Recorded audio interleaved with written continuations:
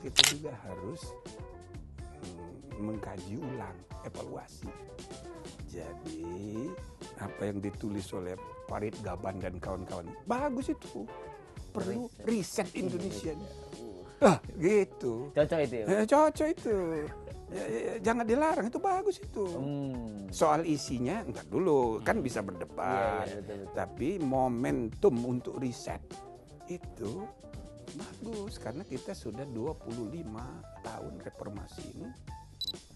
Kita harus beri ruang yang makin banyak supaya kualitas peradaban bangsa ini makin bermutu gitu loh. Kalau dipenjarahin semua, lah yang coba 30%. Masukan dari masyarakat itu dari lebih dari 100 kelompok itu sudah dikumpulin 5 buku tebel. 5 buku? Iya. Mau segala macam, unek-uneknya gitu, catat Apapun semua. ya Prof. Apa aja. Termasuk unek-unek ke Kapolri kok nggak ganti-ganti? Nah itu termasuk. Catat semua. Iya kan? Ya tapi Pak Kapolri orangnya bagus juga, sabar dia. Enggak, dia udah bilang, sabar ya? dia siap kapan aja. Oh dia memang. Itu kan tergantung presiden kan. Iya. Nah tapi presiden justru mengangkat dia menjadi anggota tim, anggota komisi reformasi. Artinya dia diminta ikut tanggung jawab lah, mempersiapkan pembenahan. Itu bagus kan? Iya. Jadi masyarakat ya sabar aja.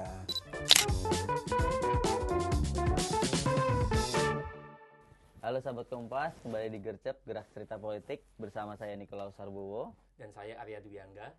Oke Mas Arya, kita hari ini akan bahas hal yang seru nih. Walaupun ya ada politik, sosial, ekonomi dan kita lihat kan belakangan ini ya isu-isu terkait stabilitas nasional gitu ya, perlu Betul. kita ulas lah ya. Betul. Dan kita juga kenapa ini akan menarik karena kita kedatangan tamu yang istimewa. Monggo diperkenalkan. Pakar hukum tata negara sekaligus mantan ketua Mahkamah Konstitusi Prof. Jimli Asidik. Terima kasih banyak Prof atas kesempatan dan kehadiran sini ya Prof. Ya Prof, ini kalau kita lihat Prof tadi sudah sempat saya singgung bahwa ya stabilitas politik kan penting ya Prof. Tapi kita lihat belakangan ya terutama mungkin akhir Agustus lalu kan sempat ada aksi demonstrasi yang cukup besar lah ya Prof, bahkan merata di beberapa daerah di Indonesia. Kalau Prof melihat secara ya mungkin ketatanegaraan, apa sih Prof yang salah dalam hal ini Prof? Ya nanti dulu lah soal yang salah itu ya. tapi gelombang demonstrasi itu tidak biasa.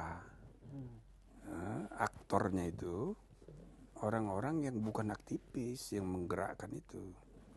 Tapi saya rasa itu ya kalau dievaluasi kembali menarik. Yang menggerakkan itu medsos itu. Oke, medsos Ya kan? ya Prof.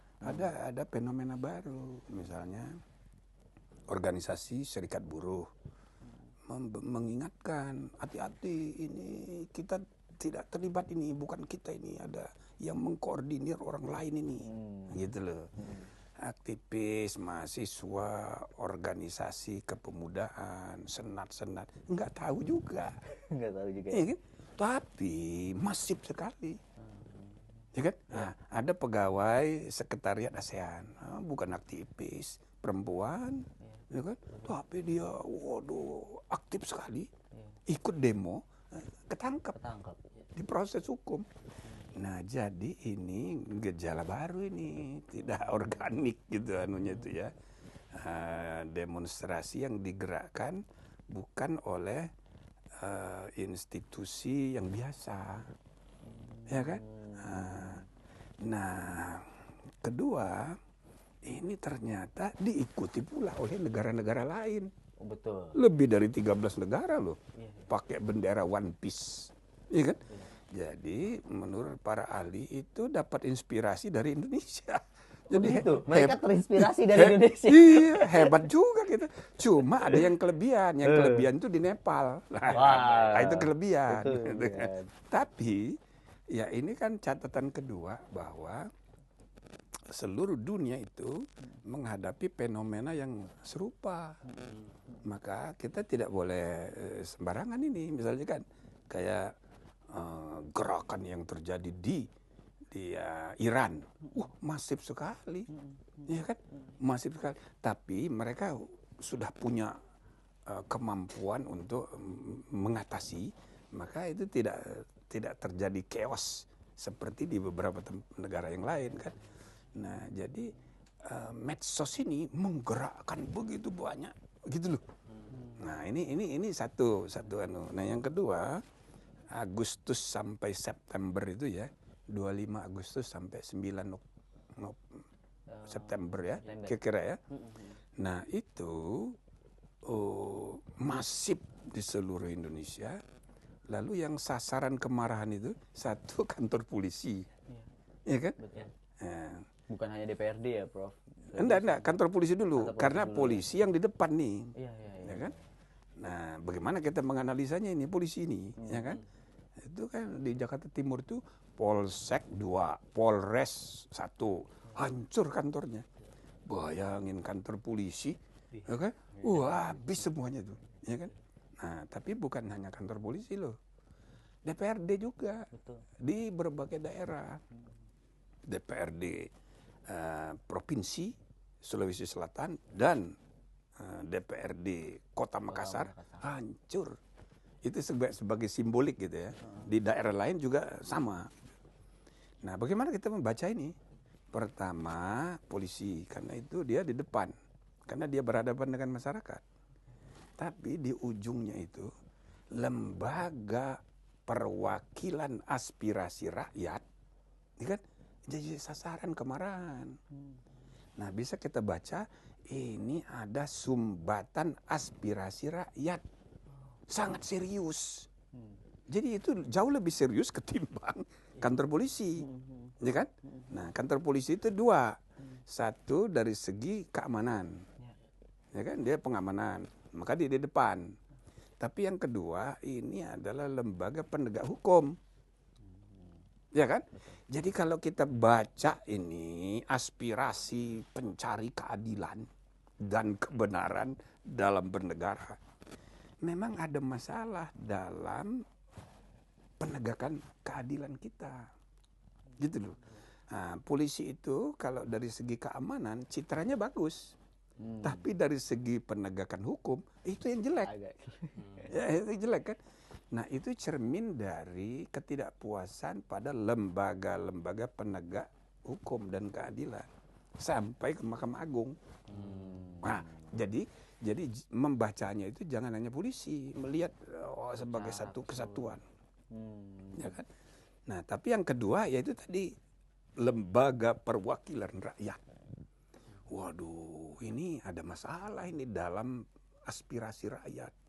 Apalagi semua partai sudah berhimpun dalam satu gabungan, maka kurang lebih keputusan-keputusan public policy making gampang sekali, ketok, gitu kan? Nah, maka demokrasi substantif nggak jalan. Demokrasi majority rule itu kan prosedural, formalistik, itu yang jalan. Nah, kita mesti hati-hati nih. Jadi dibakarnya DPRD, jangan-jangan ini ada kaitan dengan sumbatan aspirasi. Gitu loh. Cara membacanya itu, gitu loh. Prof, tapi kalau melihat tadi Agustus tadi Prof ya sampai September itu, kemudian bagaimana Prof melihat respons dari aparat penegak hukum kita? Maksud saya kan kemudian ada ribuan orang ditangkap, diperiksa, kemudian sampai mengerucutkan bahwa sekian ratus orang ditersangkakan begitu. Ya, jadi kalau kita lihat ya, polisi itu kan harus mengamankan. Masa dia diam aja? Itu kalau jadi polisi gimana? Apalagi kalau rusuh gitu sampai. Anda jadi polisi kira-kira begitu juga. Masih muda-muda itu para demonstrannya agak kurang ajar gitu kan. Ya nempeleng juga, lepas dari nempeleng karena ada senjata, ada juga yang ketembak gitu loh. Jadi itu gejala umum aja. Nah, jadi ini bukan untuk memberi pembenaran pada tapi yang dihadapi oleh polisi di depan, di front line itu, di baris depan itu, ya kayak gitu itu. Banyak sekali. Nah, tentu itu banyak juga akibatnya. Misalnya ada kecenderungan lain lagi. Gara-gara medsos juga ini. Semua orang saling melapor, saling mengadukan. Iya kan? Maka yang melapor dan yang diadukan di kantor polisi itu makin banyak sekarang. Lebih dari 2 kali lipat dari sebelum era medsos. Begitu. Iya kan? Nah, jadi memang dunia ini sedang berubah, maka kita juga harus mengkaji ulang, evaluasi. Jadi apa yang ditulis oleh Farid Gaban dan kawan-kawan bagus itu. Perlu riset Indonesia. Gitu. Cocok itu ya? Cocok itu. Jangan dilarang, itu bagus itu. Soal isinya entar dulu, kan bisa berdebat. Iya, betul. Tapi momentum untuk riset itu bagus karena kita sudah 25 tahun reformasi ini. Ya kan? Kalau dihitung 99, 98, 20, berapa? 27 tahun. Ya kan? Nah, ini memang sudah saatnya evaluasi ulang. Keseluruhan, Prof ya? Keseluruhan. Menuju 20 tahun lagi Indonesia emas. Ya kan? Supaya jangan jadi cemas. Jadi betul-betul emas kan? Nah, makanya harus evaluasi. Plus ada situasi global, geopolitik global yang berubah dahsyat sekarang, iya kan?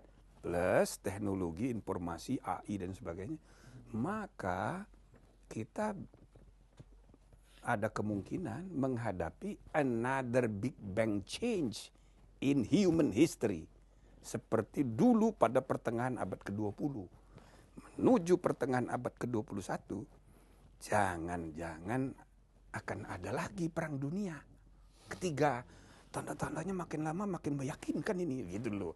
Nah, jadi intinya riset Indonesia itu sesuatu yang masuk akal, gitu loh. Termasuk sistem politik kita, sistem kepartaian kita, sistem parlemen kita, MPR, DPR, DPD. Ini boleh ini dievaluasi ulang, gitu loh.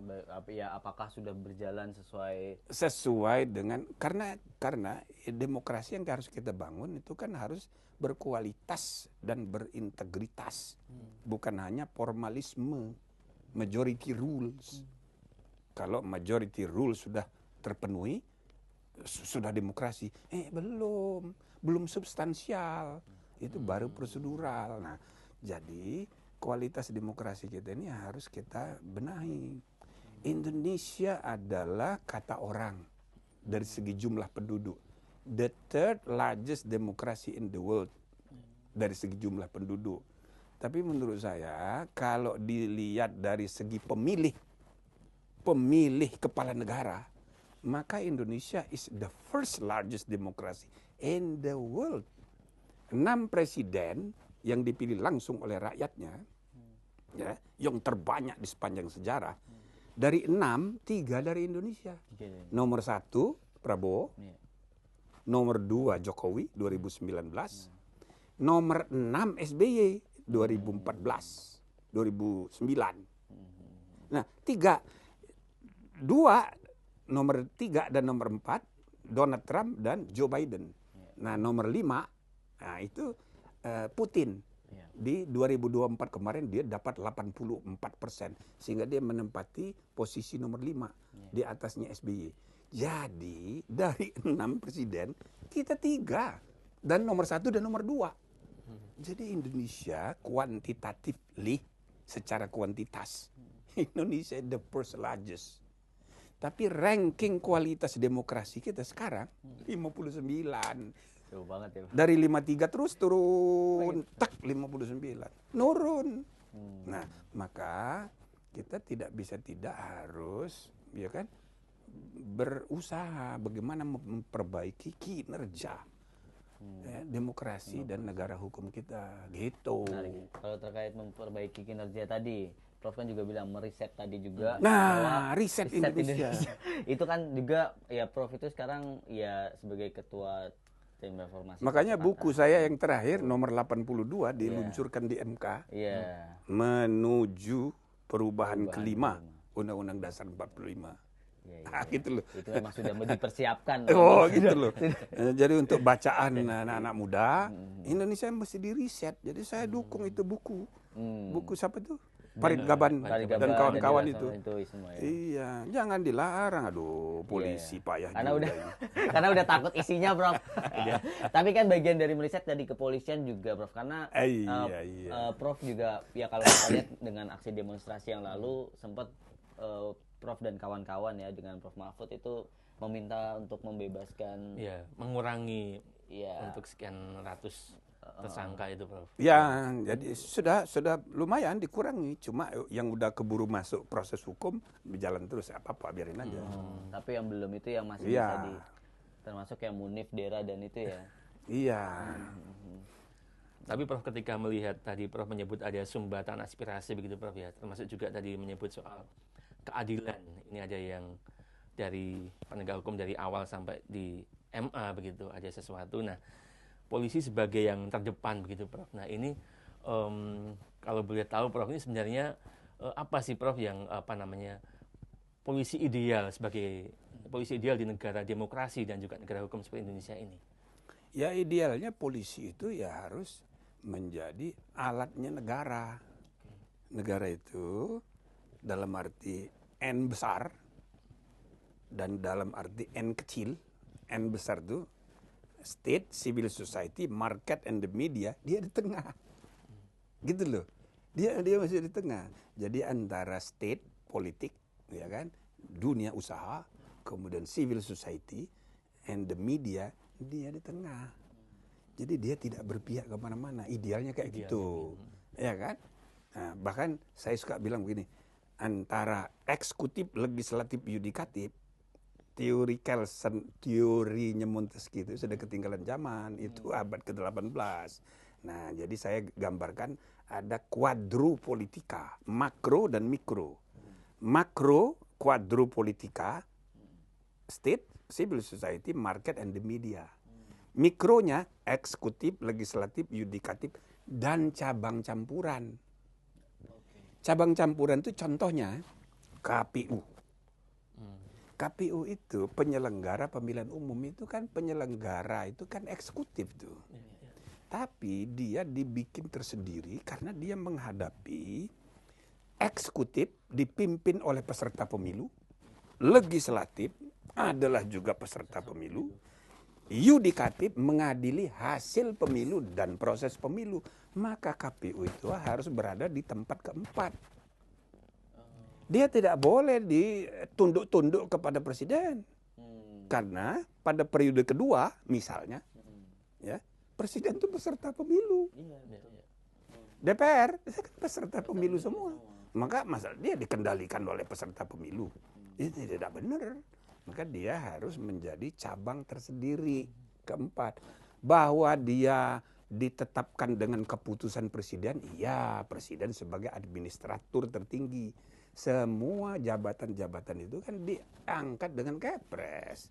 Mahkamah Agung juga, Mahkamah Konstitusi juga. Itu administratur. Tapi cara dia bekerja, dia harus tersendiri. Nah, begitu juga dengan polisi. Polisi itu harus di tengah. Menghadapi dalam keadaan presiden sebagai peserta pemilu, DPR peserta pemilu, gitu kan? Jadi gampang ditarik-tarik ya? Nanti ditarik-tarik. Dia harus netral atas nama kepentingan negara. Dalam arti besar. N besar. Gitu loh. Konsep ini belum keluar sih, Bro. Ya. Nah, ada di buku saya. Buku yang terbitan LP3IS tuh. Gitu ya, Bro. Jadi ada cabang keempat istilahnya. Cabang keempat. Apa aja, Bro? Misalnya KPK gitu masuk situ? Iya, masuk situ. Pokoknya yang independen. Yang independen itu di situ. KPU, Bawaslu, DKPP, Ombudsman. Tapi kalau soal kelembagaan polisi di mana, Pak? Ya polisi itu di cabang keempat itu. Di bawah, kan selama ini ada perdebatan soal kelembagaan. Oh, di bawah presiden langsung atau enggak, semua itu kan ya? Presiden itu kan kepala negara, semua di bawah presiden. Cuma dalam dia bekerja dia independen. Ya kan, bedakan presiden sebagai institusi, presiden sebagai peserta pemilu. Nah, sebagai peserta pemilu kan sebagai pribadi. Jadi kita harus memilah-milah antara institusi dan pribadi. Kan putusan MK dulu, KUHP, pasal penghinaan kepada presiden, kita sudah batalkan. Bukan berarti menghina presiden itu boleh, enggak boleh. Cuma kalau presiden itu merasa terhina, itu perasaan privat. Beda dengan institusi presiden yang tidak punya perasaan. Yang punya perasaan itu adalah pribadi orang yang sedang duduk di jabatan presiden. Nah, kalau dia merasa terhina, dia ngadu. Maka penghinaan kepada presiden itu kita ubah menjadi delik aduan. Oke, institusi jabatan tidak punya perasaan. Yang punya perasaan itu pribadi. Jadi ini kita juga harus evaluasi bahwa apakah negara harus terlalu ikut campur dalam urusan perasaan privat warganya.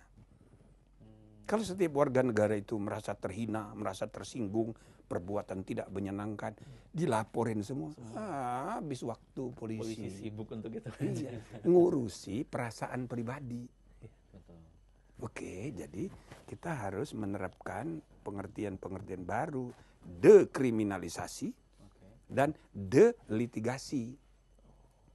Tren di dunia itu kayak gitu, misalnya muncul pengertian tentang out of court settlement. Kalau ada masalah, sengketa, perselisihan, diselesaikan melalui mekanisme out of court. Ada arbitrase, ada mediasi. Ya kan? Bahkan mediasi pun sekarang sudah mediasi penal, di bidang pidana pun ada mediasi. Lalu dibungkus oleh perspektif baru, filosofi baru yang disebut restorative justice. Dan ini sudah masuk di KUHP baru dan di KUHP. Ideologi dalam tanda petik, perspektif berpikirnya, paradigma berpikir KUHP dan KUHP baru itu restorative justice. Keadilan itu bukan membalaskan kesalahan yang retributif, tapi memulihkan keadaan. Nah, walaupun ini tentu dua-duanya masih tetap ada, restoratif dan retributif. Tapi perspektif tentang filosofi baru ini harus dipraktekin, misalnya melalui mediasi penal. Nah, ada yang contoh yang bagus nih, misalnya Pak Amran Sulaiman tersinggung dengan Tempo. Ini kan bagus itu. Nah, ini contoh. Jadi jangan urusan perasaan pribadi orang per orang, tapi dia mengajukan gugatan perdata. Nah, ini kan bagus. Mendekriminalisasikan persoalan. Kan gampang dia mengadu ke Polri, pasti Polri cepet, gercep. Kayak istilah gitu. Tapi itu tidak diambil. Tapi dia tidak lakukan, dia perdata. Cuma salahnya dia kebanyakan. Gugatannya 200 M. 200 miliar. Jadi Tempo bilang menggerakkan Aji, waduh, ini gawat ini. Menteri ini gawat ini mau membangkrutkan Tempo gitu. Jadi politik kan. Tapi dari segi niatnya itu bagus. Mendekriminalisasi persoalan, ya kan? Nah, tentu ada satu lagi, harusnya dia manfaatkan juga Dewan Pers, kode etik. Jadi forum penyelesaian masalah itu beraneka sekarang. Ada sistem etika, sistem administrasi, sistem perdata, sistem pidana. Jadi kita harus memastikan, menjelaskan juga kepada publik bahwa jangan semua masalah dipidanakan. Karena filosofi dari hukum itu, pidana itu kan ultimum remedium. Itu adalah rumusan peradaban kemanusiaan. Para filosof itu sudah merumuskan pidana itu upaya paling terakhir. Yang lain-lain dululah diberesin, kalau nggak bisa baru pidana. Tapi dalam kenyataan praktek kan enggak. Tersinggung sedikit pidana, tersinggung sedikit pidana.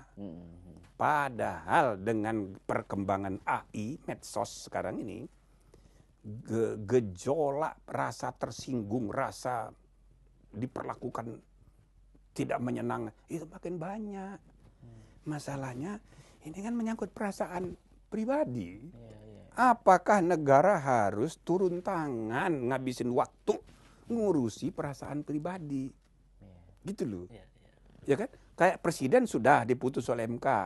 Dah, itu urusan pribadi. Perdata. Tapi kalau selanjutnya bukan hanya presiden, semua pejabat termasuk Menteri Pertanian itu udah selesaikan secara pribadi. Itu perdata. Ya kan? Nah, itu sudah bagus itu. Sudah bagus itu. Nah, tetapi dengan semangat restoratif justice bisa saja di polisi itu dibangun mekanisme di mediasi. Jadi nggak usahlah dulu diproses jadi tersangka. Dimediasi. Kalau tidak bisa dimediasi, dilanjutkan, dah diperdatakan aja. Nah, gitu loh. Jadi belum langsung nggak keluar LP-nya langsung gitu, nanti dulu. Iya, kalau pemidanaan ujungnya kan pemenjaraan. Penjara penuh. Penjara udah Udah over capacity. saya udah bolak-balik nih ngomong ini, penjara itu yang tobat cuma 30%. Yang tobat. Yang tobat. Yang lainnya masih melakukan lagi. Bukan, yang 30% sebaliknya dendam. Karena merasa diperlakukan tidak adil. Dikriminalisasi 30. Tapi yang gawat itu yang 40. 40% makin jadi. Maka pendekatan hukum pidana dalam menyelesaikan masalah pembinaan kualitas perilaku publik ya itu tidak efektif kalau hanya mengandalkan pidana. Kita harus beri ruang yang makin banyak supaya kualitas peradaban bangsa ini makin bermutu gitu loh. Kalau dipenjarain semua, lah yang tobat cuma 30%. Iya. Berarti yang paling depan polisi nih, Prof. Nah, yang jadi masalah ini kena getahnya itu polisi. Dia kena getah karena dia harus berhubungan dengan masyarakat. Masyarakat langsung. Iya. Jadi orang jangan buru-buru marah polisi ya jadi apa-apa semua nanti dulu. Polisi itu cuma kena getah. Yang lain-lain ini bermasalah semua sampai ke dunia hakim. Hakim ini paling parah ini sekarang. Iya, hakim. Iya kan? Iya. Coba contohnya itu Zarop Zika. Itu hanya yang ketahuan. Itu yang ketahuan. Para jaksa bilang sama saya, Prof itu bukan 1 T, itu 2 T. Kan? Ya saya percaya aja 2 T. 2 T itu 2 T di rumahnya. mengumpulkan 2 T itu dengan emas segala macam itu. Tidak mungkin setahun, pasti puluhan tahun. Oke. Ya kan? Iya. Yang kedua, tidak mungkin sendirian, itu uang sisa itu. Itu uang sisa. Nah, jadi banyak yang dapat itu. Berarti ada masalah serius di dunia hakim kita. Mafia peradilan itu. Mafia peradilan. Nah, cuma hakim itu kan suka saya kasih canda. Kalau di negara Konoha, semua aparat penegak hukum itu tukang pras. Akhir tahun mereka kumpul. Polisi, jaksa, panitera juga, ya kan? Hakim, terakhir advokat. Nanti waktu ngitung-ngitung, hakim dapat berapa? Kata hakim, iya kami ini dapat tulang-tulangnya aja. Tulang. Udah diperes semua tinggal tulang. Kata advokat, iya Pak, tinggal tulang. Tapi di dalam tulang kan ada sumsum. Jadi intinya itu semuanya dapat. Tapi setelah dihitung yang paling banyak dapat itu advokat. Advokat ya? Iya. Jadi dunia advokat pun sekarang harus dibenahi. Undang-undang bilang harus single bar. Nyatanya banyak. Jadi ormas-ormas semua. Nah ini profesionalisme etika profesionalnya nggak terjamin kualitas dan integritasnya. Semua nyari duit. Iya, betul. Jadi kalau jaksa, polisi, semua bersalah. Sampai terbukti benar. Tapi kalau advokat semua benar. Apalagi yang bayar. Bang, tapi menarik. Kalau ngomongin nah itu bercandanya. Semua orang benar, dibelain semua. Sampai terbukti salah. Sampai salah. Udah salah pun masih terus mencari-cari. Tapi menarik Prof, kalau tadi mungkin mencari uang dan lain-lain kan banyak publik menilai ini kok ada polisi masuk ke jabatan sipil gitu. Ya, diberikan ruang di situ. Dan mungkin ada problem-problem entah korupsi dan lain-lain yang dikhawatirkan. Nah, kalau Prof sendiri melihat secara makanya Indonesia mesti di-reset. Polisi itu hanya entry point untuk penegakan hukum secara keseluruhan dan bahkan untuk keseluruhan institusi kenegaraan kita. Jadi polisi ya masuk akal juga kalau orang pada rame. Oh, apaan ini banyak sekali jabatannya ini. Ini ada kayak parcok dan kemudian ya kan ada negara Republik Kepolisian Republik gitu-gitu ya. Jadi tapi kalau didalami satu persatu gitu, ini bisa dijelaskan. Coba, banyak yang tidak menyadari. Sekarang ada 56 instansi yang menurut undang-undang diberi kewenangan penyidikan, namanya penyidik khusus. 56 instansi. 56 PPNS. PPNS. Oh, yang paling terakhir Menteri ESDM bikin Direktorat Jenderal Penegakan Hukum. Dia juga perlu, ya kan? Sebelumnya itu OJK. Karena untuk kejahatan di bidang keuangan perbankan, dia bikin juga di undang-undang revisi, dia melakukan fungsi penyidikan. Itu undang-undang. Undang-undang. Masing-masing sektor gitu. Nah, tiba giliran mencari orang. Lah kan, untuk ngangkat dirjen. Wah, menterinya minta. Enggak usah kan menteri yang terkait. Misalnya yang terakhir ini, Dewan Perwakilan Daerah Republik Indonesia.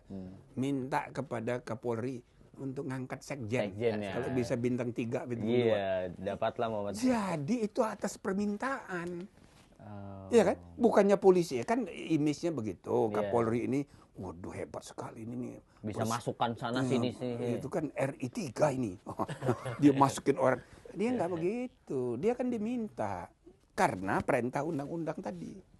Jadi ketika kita membuat undang-undang itu tanpa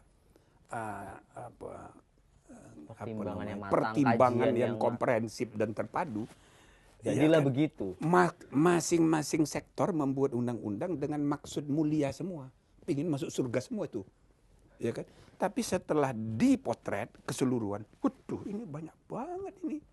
Maka sekarang jumlah pejabat polisi yang ditugaskan di luar organisasi kepolisian itu sudah 4.000 lebih.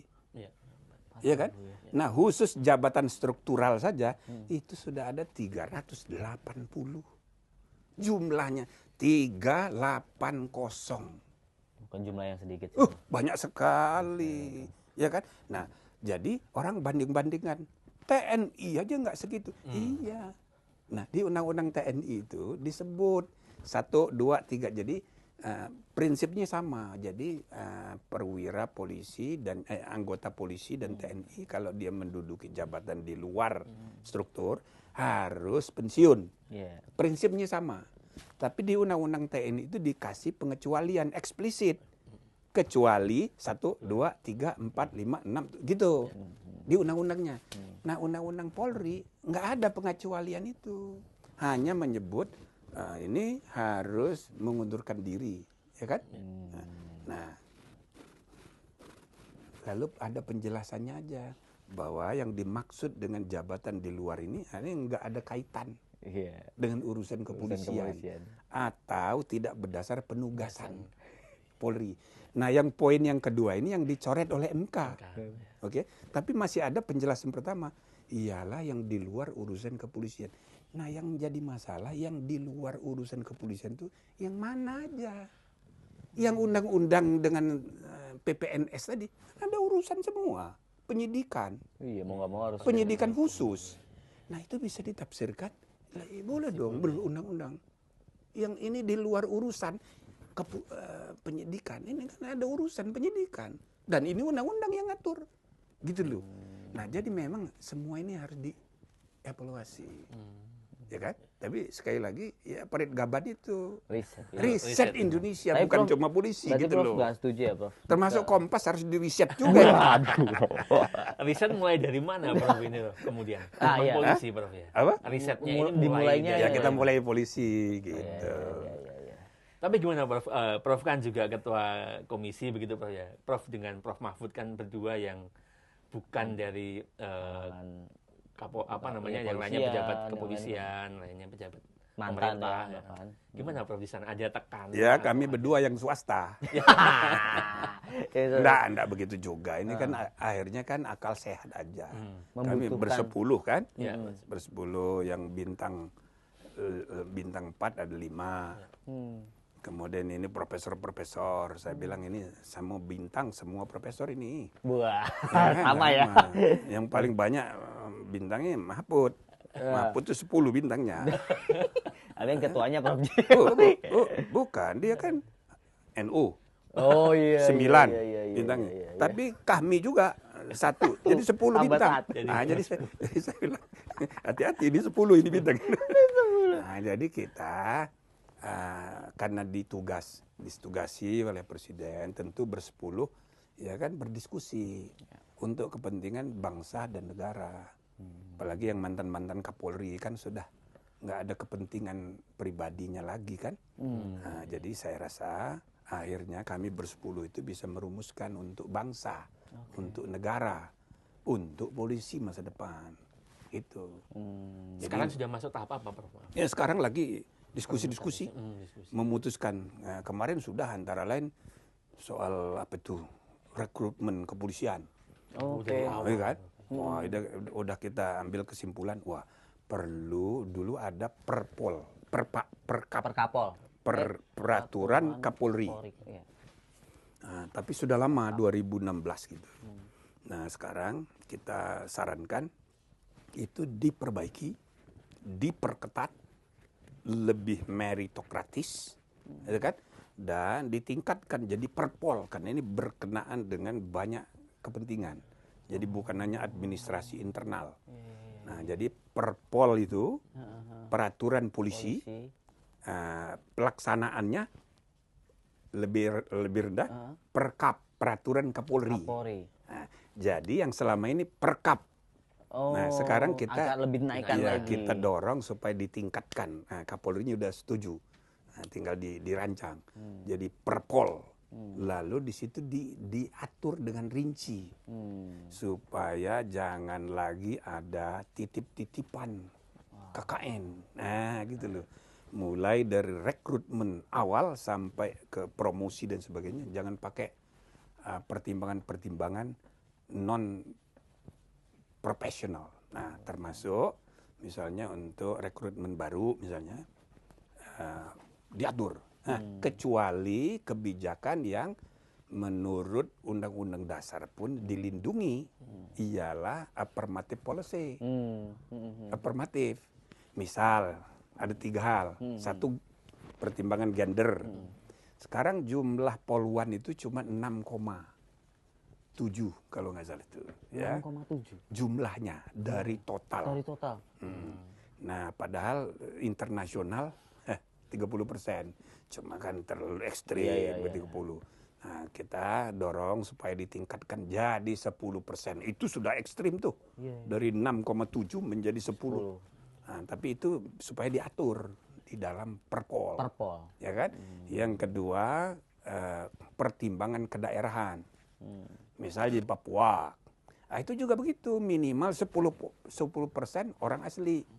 Karena polisi itu harus bergaul dengan realitas lingkungan. Selama ini sudah ada kebijakan seperti itu, ada kehususan-kehususan. Tapi belum diatur ketat. Nah, gitu diatur. Nah, kemudian yang ketiga itu pertimbangan talenta. Manajemen talent. Ya kan? Iya. Nah, jadi untuk yang punya keistimewaan diberi kehususan. Jadi perlakuan khusus ya kan? Ini tidak dianggap diskriminasi negatif, tapi ini diskriminasi positif atau bahasa gaulnya, bahasa internasional affirmative policy yang dilindungi, diatur di Undang-Undang Dasar pasal 28H. Nah, jadi itu nanti diatur rinci. Dengan begitu ke depan kita harapkan tidak ada lagi itu titipan-titipan gitu. Melanjutkan soal ini, kalau soal reformasi Nah itu kulturalnya, salah satu salah contoh satunya. aja. Nah, yang lain-lain nanti kita bahas. Belum selesai. Banyak Tapi kan sekali. tadi menarik ya Mas Arya menyinggung bahwa reformasi kultural Polri dari Iya, pendidikan, dari struktural, kultural, Itu instrumental. akan disentuh semua oleh. Iya. Ya kan kalau yang instrumental itu mau tidak mau kita bahas undang-undang, PP, Perpres, dan bila perlu ada perpol baru. Ya kan. Nah, cuma pelan-pelan. Saya penasaran Prof. Itu terus Pak Listio berarti serius ya Prof? Mau membenahi Serius dia. Hmm. Dan bukan cuma itu, tim internal pun sering kita ajak rapat. Ya kan, jadi kita harus mendengar juga dari daerah. Sebab kita orang luar ini jangan sok tahu gitu loh. Iya, Ya kan? Jadi yang dalam tuh reformasi itu sudah menjadi agenda, cuman implementasi di lapangan banyak masalah. Nah, intinya polisi insya Allah menurut saya ya mereka siap untuk reformasi sungguh-sungguh ke depan.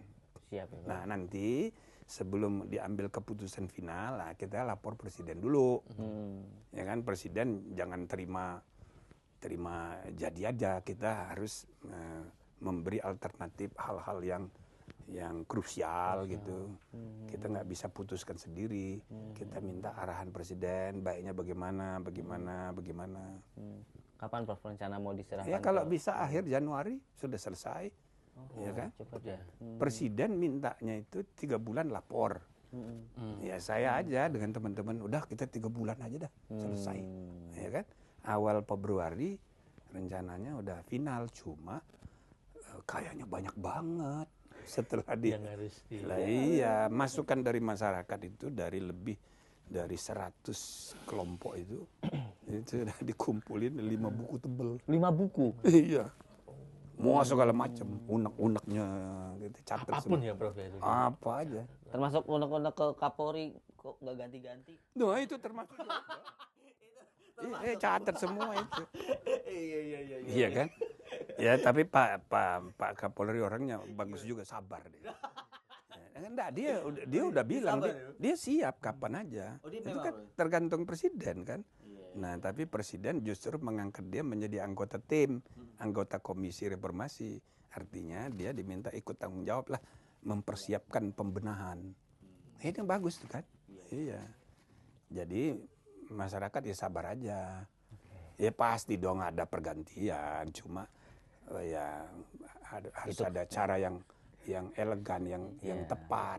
Dan itu kan keputusannya Pak. Dan memang masalah kita ini bukan soal orang, soal sistem. Itu Prof melihat itu ya, bukan masalah. Iya, tiba-tiba ganti orang, Belum selesai? Enggak akan selesai. Ya kan? Enggak akan selesai. Jadi makanya itu kan cermin dari kemarahan publik itu, ya maklum aja. Ya kan? Kita biasa-biasa aja. Bukan saya puji Pak Sigit, sabar juga bagus itu. Ya kan? Sebab orang marah itu, ya kan? Kalau dalam agama ya, nggak boleh dijadikan referensi mengambil keputusan. Bahaya. Orang marah itu, kata Nabi Muhammad, tidak boleh sholat. Lah, sholat aja nggak boleh. Apa? Kalau orang itu marah, disuruh ngambil wudhu, tapi nggak boleh sholat. Apa sebabnya? Maksudnya supaya tenang dulu kepalanya, dingin. Gitu loh. Nah, jadi dalam masyarakat kita ini, kemarahan publik itu ya harus didengar. Tapi jangan juga dijadikan sumber rujukan untuk membuat keputusan. Entar dulu, itu orang marah. Biar tenang dulu, baru kita buat keputusan yang benar, yang tepat. Nah, gitu. Untungnya kamu berdua ini nggak pemarah orangnya. Kalau pemarah, disuruh ngambil wudhu dulu. Menarik ya Mas. Ya, gitu. Ya jadi memang ya publik sangat menanti lah nanti bagaimana reformasi Polri itu ke depan akan berjalan ya. Dan memang tugas besar ya Prof di pundak Prof Jimli. Terima kasih Prof. Gitu dulu, nanti kita bisa diskusi lebih panjang di balik ini karena banyak hal banget kalau mau diskusi sama Prof Jimli. Semua bisa, semuanya daging. Berapa jam ini? Ini udah 1 jam. Masa? Iya. Nggak kerasa kan Prof? Katanya 2 jam. Ya kita bikin episode selanjutnya nanti untuk membahas. Ada banyak Prof, bisa Nggak sistem. kuat dia. Bisa sistem pilkada. Nyerah dia. Iya, Prof. Berat semua nih, Prof. Ya, terima kasih. Bukan salah saya ya, hostnya yang nyerah ini. Siap, Oke. siap. Terima kasih banyak, Prof. Jimli. Terima kasih. Nanti ulasannya akan kita tulis, Prof, nanti di Harian Kompas. Dan tetap dinantikan sahabat Kompas ulasan dari kami untuk terkait tadi reformasi Polri dan bagaimana riset Indonesia tadi. Nah, itu yang penting. dia. Oke, terima kasih sahabat Kompas. Oke, jumpa. makasih ya. Sampai jumpa.